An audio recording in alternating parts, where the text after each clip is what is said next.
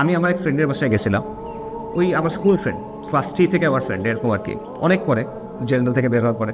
তো আমি তখন পাগড়ি পরে গেছি, জুব্বা পাগড়ি। তো আন্টি আমাকে চিনে, একদম ছোটোকাল থেকে চিনে, বাচ্চাকাল থেকে চিনে। তো তো ওভাবে কথাটা বলে যে তুমি কি এমন আসছো এই সেই। তো আমি বলে যে আচ্ছা তুমি কি হজ করে আসছো? বলছে না। তুমি কি তাবলিগ করো? না। পীরের মুরিদ হয়েছো? না। তাহলে এরকম কেন? রাইট, এটা হাসির, বাট এটা বাস্তব। মানে তার একটা মাথায় ছক আছে যে কেউ ইসলাম পালন করলে সে হয় তাবলিগ হবে, অথবা সে জামাত ইসলামী হবে, অথবা সে হজ করে আসছে, মানে বয়সটা এসেছে এখন আল্লাহ বিল্লাহ করো, অথবা সে মাদ্রাসার পরে মাদ্রাসার স্টুডেন্ট বা মাদ্রাসার টিচার, এরকম পীরের মুরিদ, অথবা সে পীরের মুরিদ। এর বাইরে হইলে এটা অদ্ভুত। এর বাইরে আপনি ইসলাম পালন করতে, এটা অদ্ভুত। এটা ব্যক্তিগত পর্যায়ে শুধু। এখন চিন্তা করেন আপনি যে পরিবর্তনগুলো করতে হবে, এটা তো ব্যক্তিগত পর্যায়ে হবে না, এটা জনপরিসরে করতে হবে। সো জনপরিসরে আপনি যখন যাবেন, মানে আপনি যখন রাস্তায় যাবেন, সমাজের সামনে যাবেন, তখন সমাজ আপনাকে কীভাবে দেখবে? তোমরা কারা?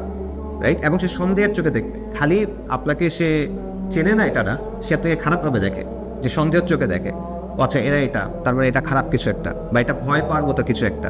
এবং মুসলিমরা যখন জমায়েত হয়, হেফাজতে ইসলামের যখন ঘটনাটা ঘটছিল, আপনারা যদি ওই সময় নিউজ কাভারেজ দেখেন, পুরো জিনিসটা প্রেজেন্ট করা হয়েছে এভাবে যে পুরো দেশ থেকে, মফস্বল থেকে এই হুজুররা ঢাকা শহরকে ইনভেট করতে আসছে, মানে তারা ঢাকা শহরে আক্রমণ করতে আসছে, এরকম একটা, ঢাকা জুড়ে হেফাজতের তাণ্ডব, এরকম একটা বিষয়।